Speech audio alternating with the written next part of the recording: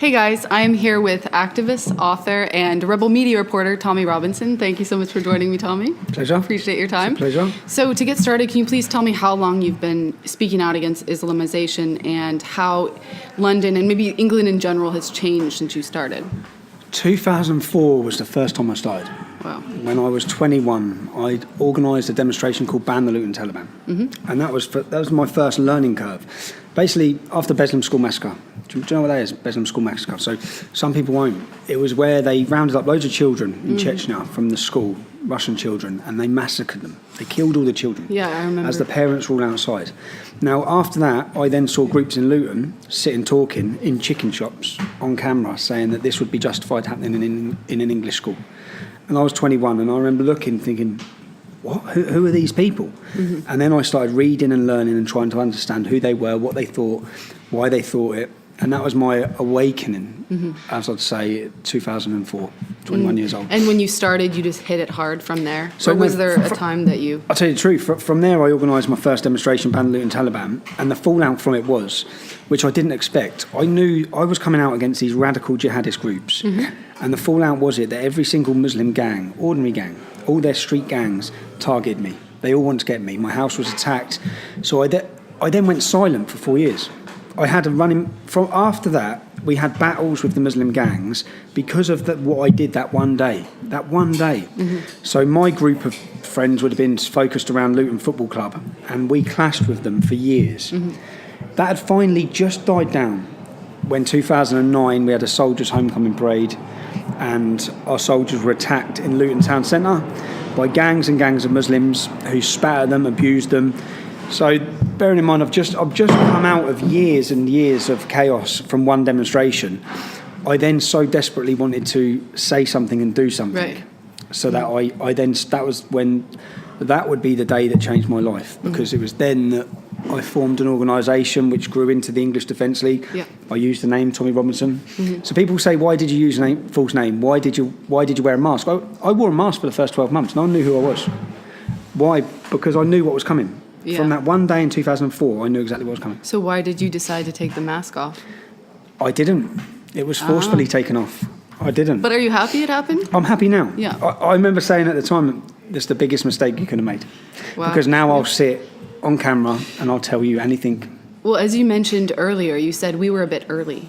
Yeah. So now, and the past couple years, maybe it's been a bit easier to speak out against Islam just because there's more awareness. But maybe then it was a lot more polarizing, and we regarded more as extremists for doing so.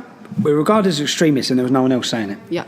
So now it's quite, and it was I'd say it was a lonely place because we're the only people really saying and doing it. And now it's great. It's great to see so many people thriving, so many people growing, so many people talking, so many youngsters coming through saying the same and understanding. But yeah, back then I've watched as everything's turned around us. So people who regard us as extremists in 2009, going back 7-8 years, now they're all understanding what we were saying. And I've noticed from when I've gone on one interview, if I can play it back, I can get myself on a BBC interview from, say, like 7 years ago, and I can play it to a most recent one. Mm-hmm. And the attitude the person has with me is very different. It's all changed. That was actually another question I was going to ask you. Is the attitude the mainstream media has towards you shifting at all, or do they still attack you as hard as ever? No, it's shifted a lot. Okay. It's shifted a lot. From the personal journalists, I've maintained, and I talk to a lot of them throughout the years, I've seen the change in all of them. I've seen the change in the reception I get when I go places. There's this facade that I'm the most hated man in Britain. Yeah? Come. If we went tonight into a working class town or community, I get a hero's reception. Mm-hmm. So, and I know. Do you know when I've been on? This will throw some people. When I've been on talk shows, whether it be Jeremy Paxman or on with Piers Morgan, when I've come out afterwards, I mean the whole staff there support me. Mm-hmm. I've had some follow me out. I had a lady follow me out. Just, please keep going. Wow. So it's under the impression where we're attacked. I said, most of those journalists, you take the camera away, they're shaking my hand, telling me to keep going as well. Mm-hmm. So kind of by extension then, is the public in general waking up? Like, after attacks like Manchester or Westminster, are they in general waking up, or do you see that it's maybe not enough? No. Like, I had a friend tell me that, like, the British youth is just getting worse. That's a difficult argument, because maybe they are. Maybe they are. No, I'd say that Britain is more primed now than it ever has been to listen and talk about Islam. People are ready now, and that's why I said we were early. We were early because we hadn't, and it's a sad state of times that people are ready because they're ready because of just how drastic things have got. Right. So, but yeah, the comment you make about the youth is right because our youth are still lost, and in a sense of their identity. I spoke earlier about my identity. I grew up in a town where white English people are a minority. I didn't have an identity. And they won't let you talk about it or even discuss it. And this is the problem. Well, if I talk about my town again, when it's St. Lucian Day, they have a massive festival. St. Patrick's Day, massive festival. Eid, massive festival. St. George's Day, banned. This is what I saw my whole life. So then even in schools, you weren't allowed to bring in the emblem of St. George. So we were sort of like made to feel that our history or our culture and identity is something we should be ashamed of. And that's why it's interesting to see in the generational identitarian movement is that they know who they are. Exactly. Those youth know their identity. You come to Luton and you get a young 15-year-old white English boy. He doesn't know who he is. He doesn't know his history. He doesn't know where he's come from. And he's been made to feel ashamed of it. And yeah. Well, is this something else that concerns you? Because like aside from, the mass Islamization and the risk of terror attacks, are you also concerned about the fact that with so many people migrating, it will eventually replace the population? I read an article, I forget, I think it was from The Independent, I'll throw it up here, but they said Muslims will be the majority in Europe. So this will replace the culture. Are you afraid of losing your culture? I think that terrorism is the least part of the problem. It helps to identify the extremism, violent section of it. But yeah, the cultural change, the demographic change. When you talk about the Great Replacement, if you look at, again, I'll bring you back to Luton, again, my hometown. And I'll bring you back to not my statistics. These aren't Tommy Robinson statistics. These are government statistics. By 2030, then the Pakistani and Bangladeshi community of that town will increase by 70 to 77%. Yeah, that's an increase in their community. Now, the white community and the black community that are non-Muslim are going to be by 1 to 1.3%. So the problems we already face, they are going to just explode. Yeah. Now that is and forget about terrorism. Take terrorism out of that equation. That is still terrible for our town. Yeah. Still, and that is should be the biggest fear. And the biggest weapon they use is that we're only 5%, we're only 6%. Oh, we're only small numbers. They act like you're mad for saying things like this, but they know how quickly it can change. When you're having, I think in England, 5.6 children Muslims, in France 7.1, I believe, on average, multiple wives. Yeah. That can change very quickly. Yeah, and that's before you allow Angela Merkel to let 1 million young fighting-age men in. Right, and then there's the question of tolerance. Do you believe that the Muslims, when they do become the majority, will be as tolerant of the natives as the natives are of them now? And this is, I think, a very important question to ask, that we need to ask. Through tolerance, we will become refugees. Through tolerance, we ourselves will become refugees. Just ask people in India, the same situation. Many of them have had to leave due to tolerance to Islam. It sounds like such a stupid question because we know. Most people won't. Do you think they'll show us the same rights when they become a majority?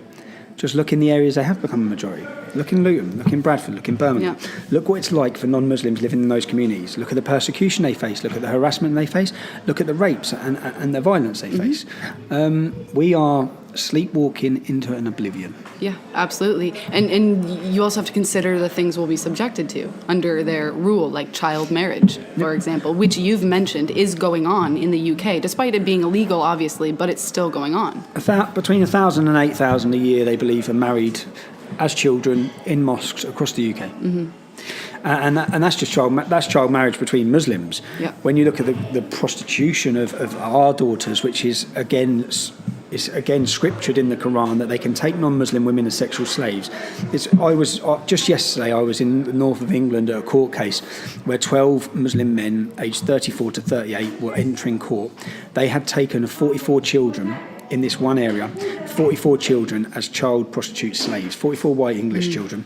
They've been prostituting them, beating them, and finally now they're facing justice. But as they come out, we've got the footage where I approach one of them. I say, what comment have you got to say to the victims? Yeah. And his comment was, they're slags. They hate us. They hate us. They view our women completely differently. Mm-hmm. They view our women as fair game, and they blame the women. Not just the men. Their families blame the women. Families. What they will say is, "What were they doing out on the streets?" Because in their culture, exactly. You go to their countries, you don't see them on the streets. Yeah. Well, the cultures are completely incompatible, It's and like a lot of people like won't admit this. Like oil and water. Like oil and water. So when we were chatting earlier, you said something that I found very interesting. You said that right now, okay, so in the past couple of months, there's been like 4 terror attacks in the UK, but this is just the trailer for the movie. So the movie hasn't even started yet, but when it inevitably does, what does that look like?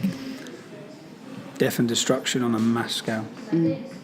You think about if you bring us back six years, and you would have told people in 6 years' time this will be happening. It has a sense, children's concerts being blown up, people being mowed down the streets in cars, women sitting eating in restaurants in London, and people getting up and slitting their throats. Yeah, this has all happened in a 3-month period. Right. Yeah, but over the last 6 years, lorries down in Nice, Germany, all these terrorist attacks, Belgium, theatres in France. The Black Clan Theatre in France, where they were disemboweling men and feeding them their penises, gutting them, raping women with knives. All of these things, if you just said 6 years ago, people would be like, nah, never, that can't happen. That's happened, that's where we're at, and it's only going to get worse. So this, I describe it as this is a trailer for a movie that's about to play. And we all know the trailer is the 2-minute little slip. Right. Now we've got a mass movie of complete carnage coming our way in Europe. Are you optimistic to the possibility of enough people waking up to oppose this, or do you think that... I think that when the time comes, it's always... I throw myself with this thought because I think, will people rise up? Will people come out? Will they? Because I'm not confident they will. But then I've looked at other times when there was riots in London, and after 3 days of the city burning, thousands upon thousands and thousands of English men come out to confront the rioters. So I think when the times come when when Britain awakes, that people will come out. They'll have to. They'll have no choice. Yeah. You either come out or you take a life as a slave. But there is a lot of fear due to, you being regarded as an extremist speaking out against this. I did want to talk a bit about the hate speech here, because we just got out of, they were celebrating Hate Speech Awareness Week here in England. So I mean, Hate Speech Awareness Week. But does this concern you that one day it's going to be illegal for you to oppose Islamization, and that you'll be arrested and thrown in prison for simply doing so? Yes, I completely believe that they've already tried, and they're trying to. They would love to enforce blasphemy laws where you can't criticise Islam. And that is something that would have to be fought as hard as possible. These hate speech laws, look, they're for us, they're not for them. Yeah. Because we know that Muslims can stand and say whatever they want. Yeah. I receive death threats daily, all these things that breach hate speech laws all the time. They're used as a tool of silence. Yeah. And they're for silencing the opposition of what we see happening in our country. And I can only say that, ironically, it's quite funny I say that, because I'm one person that I've never been arrested on hate speech. And you think they would. Yeah. But they can't, because I generally don't promote hate. So what the hate speech law is general promotion of hate, but they try to use that to scare people and to silence people for saying certain things. People have to be completely careful and learn how to talk about these issues. If you talk about Islam, if you criticise Islam, you cannot come under hate speech laws. If you go against Muslims, they will come for you under hate speech laws. Oh, interesting. Okay. So it's like people have to come aware of what they're doing. If you criticise, Muslims are people. Islam is a doctrine and ideology. You can talk as negatively as you want about a doctrine, an ideology, or a book. You talk in the similar way against people, and these hate speech laws that they have brought in. I believe in total free speech. We should not have these hate absolutely. speech laws. We should not have them, but they're here. So we have to understand them. And for the sake of young English men who are getting frustrated and angry, because most of these things come, there'll be a terrorist attack, and then a young Englishman, in response to it, will type something on Twitter or Facebook, and he'll face hate speech laws. So that we have to make sure that the youth are aware of how to work around it, what they're allowed to say, or what's generally true, what is right. You be as angry as you want against Islam. Individual Muslims, then they're individual Muslims. They're not a collective, so that's where the hate speech law comes in to protect them. Yeah. So for my last question, I know you've been active several years now. So if you were sitting in a pub with your former self right when you started, what advice would you give to the old Tommy? Don't do it. I'm only joking. Do you know what? I wouldn't change any part of it. because you learn through your mistakes, and I'm still making mistakes now, so no one can deny it. So you learn from those mistakes, and I didn't plan it. I wasn't ready for it. I didn't understand it. So I now sit there, I understand a lot more, but at the same time, the pressures and stresses that being involved in this sort of movement will throw at you are very difficult. Yeah. It's almost better that way, that you can't see the full thing of what you're going to experience. It's better you take it day by day, because otherwise you might be too afraid. And that's it. And you'd never do it. Yeah. And most people say to me, oh, you're great, because I wasn't ready to do it. I wore a mask. I used a fake name. I was one of the same people that you are at home sitting scared and worried. So it's, anyone can do it. Yeah, that's it. It's just about taking the steps. But you have massive support, especially now. Yeah, so for me, that's what keeps me I go places and I realise how much it means to other people, how much the fact that I'm talking means to them, and how much hope it gives them. Yeah, so, and I'm sure your family as well. Yeah, my family as well, yeah. Would you say that's your biggest motivation? My big motivation is my children. Yeah. My wife would still be of the opinion. My wife is not politically minded, neither my family, so they don't like the trouble that this brings, which is understandable. But the family issue is where they try to beat you. And I always say that if I was killed tomorrow, this is the main reason why I wrote my book. If I was killed tomorrow, then when my children grow up and they witness what's happening in this country, they can read my story, they can read why I did what I did, and I think they'll be proud of their dad. I would have to agree, absolutely. You've been personally a very big inspiration to me before I started all of this. So thanks. I can remember when you first started. Yeah. I remember you first started. Yeah, well, you were very nice. You replied to me right away. Yeah, talking about Trump. So it was great. It was great to have that support initially. It does mean a lot. So that's about it for my questions, but I really appreciate your time. Thank you so much. Where's the best place for people to find you online? Twitter, would you say? Or I delete my life to concentrate on Twitter. So all right. Twitter. All right, Twitter. Great. So thank you so much to everyone for watching. I hope you enjoyed, and thank you once again, Tommy. It's been a pleasure. Thank you. Cheers.